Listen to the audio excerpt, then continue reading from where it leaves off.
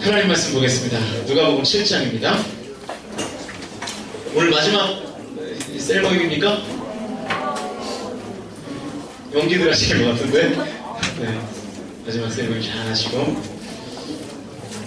하반기 새로운 셀도 기대해 주시면 좋겠습니다.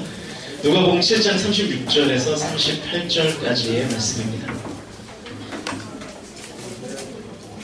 누가복음 7장 36절에서 38절 신약 102페이지입니다. 누가복음 7장 36절부터 38절 우리 세 절이죠? 세 절이니까 같이 한 목소리로 읽어보도록 하겠습니다. 읽습니다. 시작. 바리새인이 예수께 자기와 함께 잡수시기를 청하니 이에 바리새인의 집에 들어가 앉으셨을 때 그 동네에 죄를 지은 한 여자가 있어 예수께서 바리새인의 집에 앉아 계심을 알고 안에 남은 국밥을 가지고 와서 예수의 뒤로 그 발 곁에 서서 울며 눈물로 그 발을 적시고 자기 머리털로 닦고 그 발에 입 맞추고 향유를 부으니. 아멘. 아멘 합시다. 아멘. 오늘은 파티를 망쳐라, 파티를 망쳐라 라는 제목으로 다소 무거운 진행이 될 것 같습니다. 말씀을 전하겠습니다. 서양의 다양한 문화들이 우리나라에 들어왔습니다. 사실 그동안 이 아시아의 변화라는 것이 서양 문명의 공격 혹은 좀 나쁘게 얘기하면 서양 문명의 침략이라고 봐도 틀리지 않죠. 물론 그 서양 문명으로 인해서 아시아의 대부분의 국가들이 이 성장과 발전을 거듭하기도 했지만 이 발전적인 영향만, 그러니까 긍정적인 영향만을 준 것은 아닙니다.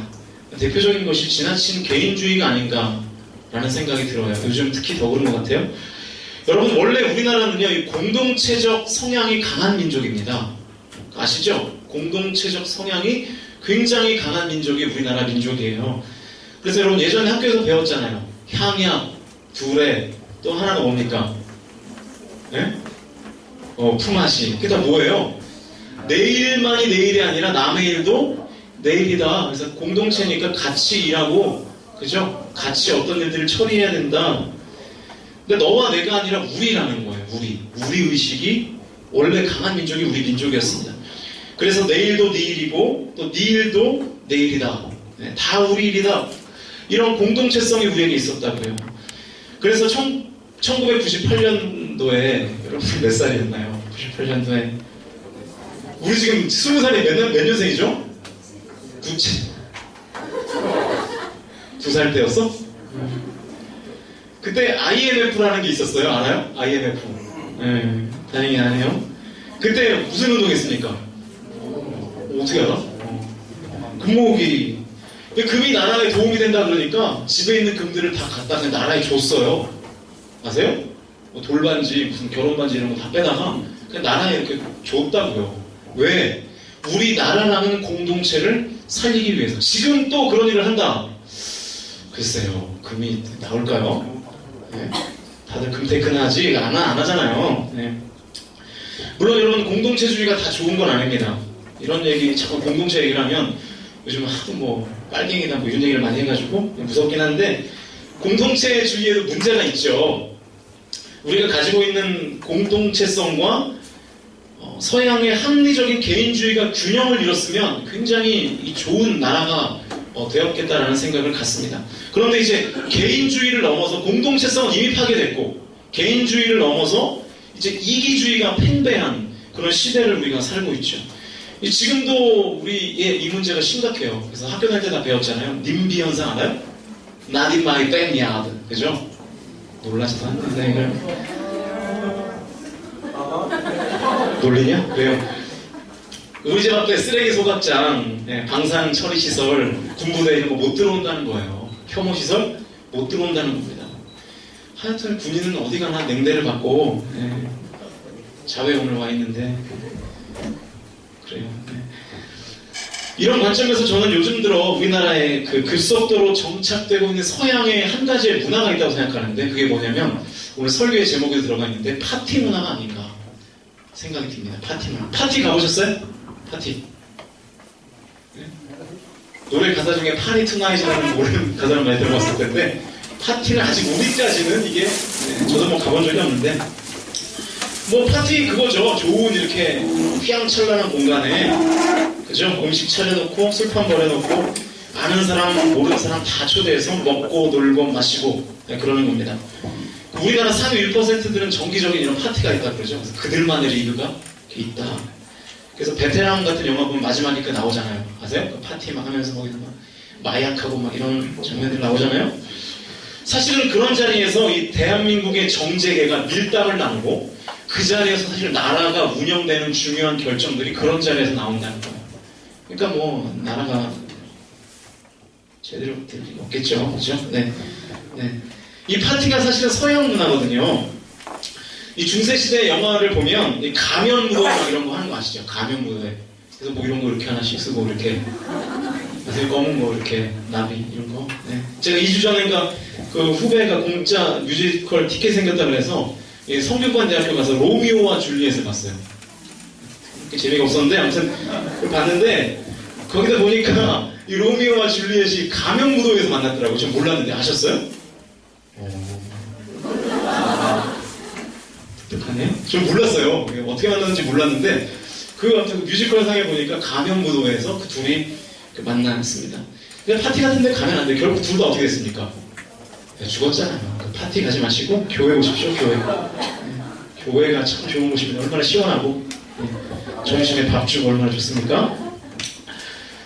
아무튼 여러분 그 서양의 파티 문화가 왜 생겼는지 아십니까? 서양의 파티 문화. 왜 파티를 할까요? 나의 가진 것을 과시하려고 파티를 하는 거예요. 그러니까 파티를 여는 사람이 나의 재력, 나의 인맥, 그리고 내가 사는 집, 네가 사는 그 집을 자랑하려고 파티를 여는 거예요. 얼마나 화려한지 과시하려고 파티에 사람들을 불러 모으는 거죠.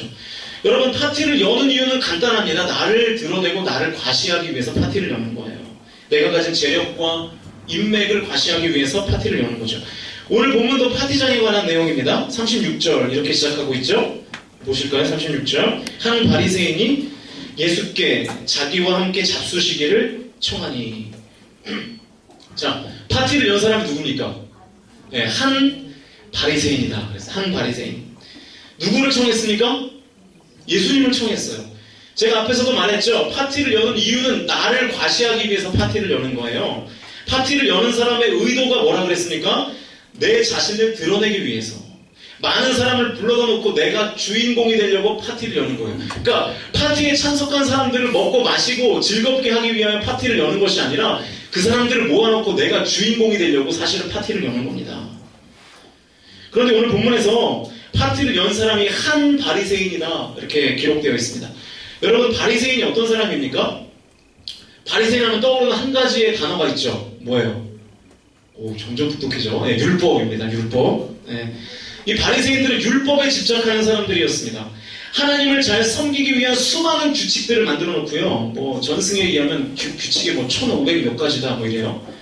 그거를 철저히 지키는 것으로 신앙적인 우월감을 느끼고 그것을 교만거리, 자랑거리로 삼고 사는 사람들이었습니다. 그러니까 이 사람은 파티에 많은 사람들을 초대해서 바리새인이었으니까 뭘 자랑하고 싶었을까요? 내가 얼마나 율법을 잘 지키면서 신앙생활하는지를 자랑하고 싶었던 거예요. 나 율법 다 지키는 사람이야. 나보다 더 신앙생활 잘하는 사람 있으면 나와보라 그래. 이 자랑을 하려고 사람들을 다 불러 모은 거죠. 게다가 예수님도 이겨먹고 싶어가지고 예수님까지 지금 초대한 그런 상황입니다. 여러분 예수님이 이 상황을 아셨을까요? 몰랐을까요? 아, 저 바리새인이 지 자랑하려고 지금 나를 초대하는구나. 알았을까요? 몰랐을까요? 아셨겠죠. 저놈이 또 자기 자랑하려고 파티를 열었구나. 얼마나 또 율법 잘 지킨다고 자랑을 할까? 얼마나 교만하며 으스댈까? 다 아셨을 거라고요. 그런데 중요한 것은 예수님께서 이 한 바리새인의 파티의 초대에 대한 거부를 하시지 않고 그 초대에 응하셨습니다. 36절을 처음부터 다시 한번 보시면 한 바리새인이 예수께 자기와 함께 잡수시기를 청하니 이에 바리새인의 집에 들어가 앉으셨을 때에 예수님이 어떻게 하셨다고요? 초청한 그 바리새인의 집에 들어가서 앉았어요. 그리고 잡수시기를 청할 때 어떻게 했을까요? 드셨겠죠. 거부하지 않고 초대에 응했습니다. 왜 그러셨을까? 왜 그러셨을까? 여기 어떤 이 신학적인 상상력이 좀 필요한데요. 자기 자랑할 것이 뻔한 그 파티에 예수님 대체 왜 가셨을까요? 바리새인을 좋아하지도 않는데 왜 가셨을까? 저는 이 말씀을 묵상하면서 이런 확신이 들었어요. 예수님은 아셨을 거예요. 이 율법으로 무장한 바리새인의 파티에서 재밌는 일이 벌어질 것을 예수님은 아셨던 것 같아요. 그리고 실제로 재밌는 일이 벌어집니다. 37절인데요. 화면을 보시죠. 같이 한번 읽을까요? 37절 시작. 그 동네에 죄를 지은 한 여자가 있어 예수께서 바리새인의 집에 앉아 계신 걸 알고 향유 담은 옥합을 가지고 와서 자, 한 여자가 있었습니다. 그런데 그 여자를 수식하는 표현이 뭡니까? 죄를 지은 여자. 죄를 지은 여자. 여러분, 이 여자는요, 동네에서 소문난 죄인이었습니다. 자타공인 누구나 다 아는 죄인이었어요. 적어도 이 본문에서는 그녀가 무슨 죄를 지었는지는 알 수 없지만 이 여자는 이미 동네에서 죄인으로 낙인 찍힌 사람이었습니다. 다른 성경에 보면 이 여인의 직업을 창녀라고 기록하고 있어요. 그런데 이 여인이 예수님께서 계신 바리새인의 집에 들어오는 거예요. 여러분, 이 장면을 한번 상상해 보세요. 바리새인의 집이에요. 바리새인의 집. 나는 죄 없다. 나는 모든 율법을 다 지킨다. 나는 의롭다. 나는 깨끗하다. 이런 프라이드로 똘똘 뭉친 바리새인의 파티에 자타공인 최고의 죄인이라고 여겨지는 그 낙인 찍힌 죄인된 여자가 그 깨끗하다고 소문난 바리새인의 집에 지금 발을 디딘 거예요. 파티의 분위기가 일순간 어떻게 변했겠습니까? 이 여인이 파티장에 들어오면서부터 이미 그 파티는 깨진 거예요. 그죠? 그 파티가 가지고 있는 자긍심, 프라이드는 다 깨진 것입니다. 완전히 물을 흐린 거죠. 예수님이 이걸 아셨던 것 같아요. 저 교만한 바리새인의 파티가 망칠 것을 아시고 예수님은 바리새인의 초대에 응한 것으로 보입니다. 파티를 망친 이 여자가 했던 행동이 있었는데요. 37절과 38절을 다시 한번 37절, 38절 같이 읽어보도록 하겠습니다. 시작. 그 동네에 죄를 지은 한 여자가 있어 예수께서 바리새인의 집에 앉아 계신 걸 알고 향유 담은 옥합을 가지고 와서 예수의 뒤로 그 발 끝에 서서 울며 눈물로 그 발을 적시고 자기 머리털로 닦고 그 발에 입 맞추고 향유를 부으니. 자, 이 여인이, 이 자타공인 최고의 죄인이었던 이 여인이 파티를 망치고 그 바리새인의 집에 들어와서 향유를 담은 옥합을 들고 가서 예수님의 등 뒤에 서요. 등 뒤에. 백허그를 하려고 등 뒤에 쓴 게 아니라, 그죠? 그리고 무릎을 꿇고 앉았겠죠. 그리고 울기 시작합니다. 왜 울었을까? 아마도 본인의 그동안 과거에 지었던 죄에 대한 회개가 아니었을까 생각이 됩니다. 그리고 그 눈물로 예수님의 발을 적시죠. 그리고 나서 그 젖은 발을 다시 자기의 머리로 닦습니다. 그 다음이 중요한데, 옥합을 깨트리고 향유를 부어요. 잘 아는 내용이죠? 오늘 우리가 그 본문 뒤의 내용들을 보시면 이야기의 흐름이 어느새 바리새인이 아니라 이 여인에게 이야기의 초점이 다 흘러가 버립니다. 오늘 본문 뒤에 39절부터 50절까지의 내용을 보면 다 이 여인에 대한 이야기예요. 여러분, 파티의 주인공은 원래 누구였습니까? 바리새인이었어요. 그런데 심지어 예수님도 파티의 주인공이 아니었어요. 그런데 동네에서 죄인으로 소문난 이 여인이 들어와서 울고 예수님의 발을 자기 머리털로 닦고 향유를 붓는 그 사건을 통하여 파티는 이미 망쳐졌고, 그리고 심지어 그 파티의 주인공이 바뀌기 시작합니다. 대체 이게 무슨 일인가? 이 여인이 가지고 있었던 파워가 뭔가? 이 잘못된 파티를 망칠 수 있었던 이 여인의 힘이 무엇이었는가? 여러분, 이 여인이 예수님의 발에 부은 향유에 대해서 다른 성경은 이렇게 질문합니다. 요한복음 12장 3절인데요. 화면을 보시면서 같이 읽겠습니다. 시작. 마리아는 지극히 비싼 향유로 순전한 나도 한 근을 가져다가 예수의 발에 붓고 자기 머리털로 그의 발을 닦으니 향유는 다 집에 가득하더라. 자, 지극히 비싼 향유 곧 순전한 나드 몇 근? 한 근이라고 나와 있습니다. 여러분, 이 나드라는 말은요, 향유의 이름이에요. 향유 이름, 그러니까 올리브유 같은, 그죠? 해바라기 씨유 이런 거. 네. 나드가 향유의 이름이라는 것입니다. 이 히말라야 산간지대에서만 나는 아주 귀한 기름입니다. 히말라야 하니까 벌써 비싸 보이죠? 그죠? 히말라야만 갔다 오면 다 비싸잖아요. 아무리 티조거리 하나 있고 뭐 10,000원짜리라도 히말라야 갔다 왔다 그러면 이렇게 10만원 되잖아요. 요즘은. 그러니까 히말라야산 나드라고 말하는 거는 최고급의 기름이라고 말할 수 있는 겁니다. 한 근은 약 한 0.5리터 정도를 얘기합니다. 0.5리터면 1리터에 몇 분의 1이죠?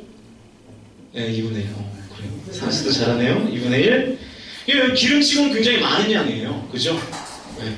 1리터에 반, 500ml 맞죠? 500ml 되는 굉장히 많은 양입니다. 그 비싼 향유를 그렇게 많이 갖고 있었는데 그거를 다 예수님께 부어버린 거예요. 여러분 또 다른 성경을 보면 이 여자가 예수님의 발에 본 향유의 값어치가 300데나리온 정도 된다라고 성경은 기록하고 있습니다. 제가 몇 번 얘기했지만 한 데나리온은 그 당시에 노동자가 하루에 받을 수 있는 품삯 정도의 양이 됐어요. 그러니까 300데나리온은 거의 한 사람의 어느 정도의 돈과 맞먹는 겁니까? 1년이 365일이니까 300일 정도 되는 돈이에요. 그러니까 거의 연봉과 맞먹는 돈입니다. 요즘은 그 하루 일당이 좀 얼마인지 정확히 모르겠는데 계산하기 쉽게 5만원이라고 가정해보면 그럼 얼마입니까? 300데나리온이면 1,500만원 정도 되는 어마어마한 가치를 놀라지도 않네요. 여러분 1,500만원 있어요? 150원도 없으면서 이렇게 모자고 네. 그럼 뭘 의미하는 거예요? 이 여인이 가지고 있었던 전부를 다 그냥 쏟아부은 거예요. 올인한 거예요. 올인. 이 여인의 능력이 바로 여기 있는 겁니다. 올인. 다 예수님께 쏟아부었다. 재산 목록 1호를 예수님께 다 드린 거예요. 여러분 재산 목록 1호를 들고 예수님께 나아가니까 당시의 기득권이었던 바리새인의 파티는 망쳐졌습니다. 순식간에 주인공이 바리새인에서 이 여인으로 옮겨갑니다. 게다가 예수님의 칭찬까지 있었습니다. 여러분 마태복음 26장에 보면 이 여인은 예수님의 무지무지한 칭찬을 들어요. 26장 13절인데요. 화면을 보시면서 같이 읽습니다. 시작. 내가 진실로 너희에게 이르노니 온 천하의 어디서든지 이 복음이 전파되는 곳에서는 이 여자가 행한 일도 원하여 그들을 기억하리라 하시니라. 아멘. 자, 이 지점이 오늘 설교의 핵심입니다. 여러분은 이 세상의 파티, 잘못된 파티를 망치기 위해서 뭘 하고 계십니까? 더 어려운 말로 해볼까요? 지금 여러분은 세상에게 정복당하고 있습니까? 아니면 세상을 정복하고 있습니까?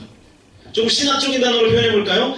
여러분은 세상에게 세속화되고 있습니까? 아니면 세상을 복음화시키고 있습니까? 이게 오늘 우리가 함께 점검해봐야 할 문제입니다. 여러분 세속화라는 건 뭘까요? 세상의 흐름이 나를 지배하는 거예요. 복음화는 뭘까요? 예수 그리스도의 흐름이 세상을 지배하는 것입니다. 여러분은 과연 어떤 일에 쓰임받고 계십니까? 여러분 우리는요 어느 순간부터 우리의 존재 목적을 착각하며 살아갑니다. 여러분 웨스트민스터 신앙고백이라고 들어보셨는지 모르겠어요. 그 웨스트민스터 신앙고백이라는 것은 성경의 엑기스를 모아서 만든 교리 문답서입니다. 거기에 1문 1답에 이런 내용이 있어요. 사람의 제일 되는 목적이 무엇입니까? 묻고 답하기를 하나님을 영화롭게 하는 것과 그를 영원토록 즐거워하는 것이다. 다시 사람의 제일 되는 목적이 무엇입니까? 답하기를 하나님을 영화롭게 하는 것과 그를 영원토록 즐거워하는 것이다. 여러분 우리가 이 땅에 온 이유는 여러분이 지금 생명을 가지고 호흡하며 살고 있는 이유는 내가 이 땅에서 이 세상을 누리며 영화롭게 살려고 여러분의 생명이 있는 게 아니에요. 이 세상에서 내가 주인공이 되는 게 내 존재의 목적이 아니에요. 하나님을 영화롭게 하는 것이 우리가 태어난 존재의 목적입니다. 하나님께서 여러분을 창세전부터 계획하시고 이 딱 2000년대에 여러분을 보내신 이유는 여러분이 이 땅에서 호의호식 잘 먹고 잘 살기 위해서 그것만을 위하여 하나님께서 여러분을 부르신 게 아니라는 거예요. 하나님을 왕의 왕, 주의 주로 모시고 사는 게 우리의 존재의 목적입니다. 여러분이 스포트라이트를 받기 위해서 이 땅에 태어난 게 아니라는 거예요. 왜 태어났는지를 명확히 인식할 필요가 있습니다. 또 우리의 존재 목적은 하나님을 영원토록 즐거워하는 것입니다. 이 세상이 즐거운 것이 아니라 이 세상의 것들을 누릴 수도 있지만 그 누리는 것에 나의 모든 시간과 나의 모든 에너지를 탕진하는 인생이 아니라 하나님을 즐거워하는 일에 나의 모든 관심을 집중시켜야 되는 거예요. 여러분 이 땅에서 이 땅의 것을 마음껏 누리는 행복을 경험하게 하려고 하나님께서 여러분을 이 땅에 보내신 게 아니에요. 여러분 우리 그런 생각 많이 하시죠? 하나님 왜 나는 이 땅에서 행복하지 않습니까? 반대로 물어볼까요? 왜 여러분 이 땅에서 행복해야 되나요? 여러분의 존재 목적은 그게 아닌데. 참 미안한 얘기지만 인생의 목적은 여러분이 이 땅에서 행복하게 사는 것이 아니라 하나님을 즐거워하기 위하여 여러분의 목숨이 붙어 있는 것입니다. 이걸 믿느냐 그렇지 않느냐에 여러분의 신앙생활의 질, 여러분의 인생의 질이 달려있는 것입니다. 우리는 나의 파티를 위해서 하나님을 이용합니다. 그러니까 하나님이 주인이 아니에요. 파티의 주인공은 나고 하나님은 들러리예요. 오늘 바리새인이 예수님을 청하여 나의 의의를 드러내고 싶었던 것처럼 우리는 율법을 지키는 바리새인은 아니지만 우리의 삶의 경향이, 우리의 삶의 흐름이, 우리의 삶의 패턴과 방향이 다 그렇게 되어 있어요. 하나님은 들러리예요. 나를 좋은 직장에 보낼 분, 나를 좋은 대학에 보낼 분, 나를 넓은 집에 살고 좋은 차를 타고 이 땅에서의 것들을 더 잘 누리게 해주시는 분으로 하나님을 인식하며 살아요. 하나님 주인이 아니죠. 파티의 주인은 나고 하나님은 들러리예요. 날 좀 더 잘 먹고 잘 살게 해주는 분, 그래서 기도했더니 이 세상의 것들이 채워졌더라. 그 간증에는 열광합니다. 기도했더니 하나님이 100만 원을 채워줬다. 기도했더니 하나님 등록금 채워줬다. 간증거리이고 이 세상에서 화려하게 사는 사람만 하나님이 주시는 복을 받은 것이냐, 그렇게 우리는 인식하며 살죠. 틀렸습니다. 확실히 틀렸습니다. 여러분, 우리가 받아야 할 빚은 세상으로부터 오는 빚이 아니라 파티의 주인공은 내가 아니라 우리가 하나님을 성실하게 섬기면 그 하나님의 그 영광의 빛이 우리에게 비추는 거예요. 그래서 우리가 빛날 수 있는 거예요. 세상의 빛이 아니라. 하나님이 주시는 빛으로 화려해져야지 세상의 빛으로 화려해지려고 하나님을 들러리 세우지 마십시오. 하나님의 영광의 빛을 받으려면 오늘 마리아를 배우면 돼요. 마리아. 여러분, 예수님을 몇 번째로 사랑하십니까? 되게 식상한 질문이죠? 하도 많이 해서. 첫 번째? 두 번째? 세 번째? 10번째는 됩니까? 제가 좀 여러분들한테 좀 서운한 게 있어요. 제가 정말 웬만하면 이런 걸로 서운해하지 않는 사람인데 좀 서운해요, 요즘 이게. 해도 좀 너무하다 싶은 게 한 가지가 있어요. 그 뭐냐면 대체 여러분에게 하나님은 몇 번째인가 하는 거예요. 이 제 잘못인 것 같기도 하고 내가 너무 다 그냥 괜찮다 한 게 아닌가라는 생각이 들어요. 여러분, 이 땅에서 잘 살아보려고 성공해 보려고 시도하는 많은 일들이 있어요. 잘못된 거 아닙니다. 다 할 만한 일이고 마땅히 해야 되는 일이에요. 제가 최근 한 두세 달 동안 여러 명의 청년들에게 이런저런 일들을 부탁한 적이 있어요. 한결같은 대답이 못합니다. 바쁩니다. 다른 걸 해야 됩니다. 좋아요. 그럴 수 있어요. 그런데 그 말들의 뉘앙스에 담겨진 당당함과 당연함이 있어요. 세상의 일과 하나님의 일이 겹쳐서 한 가지를 선택해야 되는데 세상의 일 선택할 수 있어요. 바쁜 일 선택할 수 있어요. 급한 일 선택할 수 있어요. 여러분의 진로를 위하여 어떤 일을 선택할 수 있어요. 그런데 현상 자체가 중요한 것이 아니라 그 안에 당연함이 있고 당당함이 있어요. 스케줄을 조정해 보려는 시도조차 안 해요. 이런 지하에 저는 그때 뭐가 있습니다. 저는 그때는 안 됩니다. 심지어 그날이 주일이어도 과제가 있고 공부할 게 있으면 교회 안 나오는 게 대체 언제부터 당연해졌습니까? 여러분들에게. 레귤러하게 여러분들 교회에서 하던 일을 뒤로 미루는데 대체 왜 그렇게 당당한 겁니까? 시험 기간이면 예배를 안 오는 게 언제부터 그렇게 당당한 일이 됐고 마땅한 일이 됐습니까? 딱 한 명 있었어요. 제가 어떤 일을 부탁하니까 어렵겠지만 한번 알바 빼보겠습니다. 결국 알바 빼고 오더라고요, 그 친구. 저는 그 친구가 그날 교회를 섬기러 못 왔어도 하나님이 이미 그 마음 받으셨다고 생각해요. 여러분, 왜 주일 11시 예배를 대예배라고 하는지 아세요? 3부 예배를 보통 대예배라고 그러잖아요, 어른들이. 그게 왜 대예배일까요? 본당 제일 큰 데서 드려서 대예배인가요? 예전에 농업이 우리나라에 주를 이룰 때 여러분, 주일 11시는요 한창 추수할 때입니다. 그런데 교회가 그 피크 시간에 예배를 잡아버린 거예요. 농사를 짓는 교인들이 눈물을 머금고 11시에 되어 오는 겁니다. 그게 뭐예요? 믿음의 표현이에요. 내가 비록 한창 추수해야 될 11시 그때에 추수를 하지 못해도 내가 하나님께 예배드리면 하나님께서 또 적절한 시기에 그것들을 채워주시겠지 하는 믿음의 고백이 그 안에 담겨 있는 겁니다. 그래서 대예배인 거예요. 어떤 각오와 결단으로 교회를 오는 거겠습니까? 큰 마음을 가지고 큰 믿음을 가지고 교회에 오는 거예요. 그래서 대예배인 거예요. 가장 큰 예배다. 왜? 그 안에 가장 큰 희생이 있었기 때문입니다. 여러분의 삶을 한번 점검해 보십시오. 여러분 하나님 믿는다고 하는데 하나님 믿음에서 뭘 희생하십니까? 어떤 시간을 드리는 건가요? 여러분이 할 거 다 하고 남는 찌꺼기 같은 시간에 예배드리고 교회라는 건 아닙니까? 어느 순간부터 우리는 살기 바쁜 일이 있을 때 교회 와서 예배드리고 교회를 섬기는 것을 약간 멍청한 짓이라고, 그리고 시대착오적인 짓이라고 해석하기 시작했습니다. 낭비라고 생각하는 것 같아요. 여러분 오늘 1,500만 원어치 향유를 예수님에게 부은 마리아에게 똑같은 말을 한 사람들이 있었습니다. 마태복음 26장 8절인데요. 화면을 보십시오. 26장 8절 제가 있습니다. 제자들이에요. 제자들이 보고 분개하여 이르되 무슨 의도로 이것을 허비하느냐. 마리아가 향유를 부으니까 제자들이 하나같이 그 여인을 향해서 비난하면서 이렇게 얘기하는 거예요. 왜 낭비하니? 그런데 여러분 예수님은 뭐라고 말씀하시죠? 26장 10절 같이 한번 읽죠. 시작.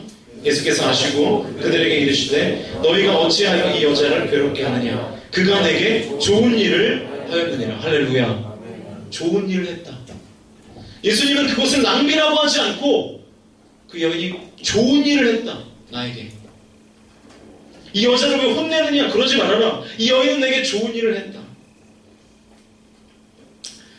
이제 함께 찬양하고 기도하려고 합니다. 여러분 제가 몇 번이고 말하잖아요. 하나님을 이용해 먹는 것을 가지고 믿음이라고 착각하지 마십시오. 신앙은 하나님께 나를 드리는 거예요. 나를 던지는 거예요. 나를 따르라 말씀하실 때 그 길을 따라가는 겁니다. 가장 귀한 것을 드리는 거예요. 다 쓰고 남은 것을 하나님께 드리는 것이 아니라 오늘 이 여인처럼 이 여인에게 그 향유는 자신의 인생 전부였어요. 다 올인했습니다.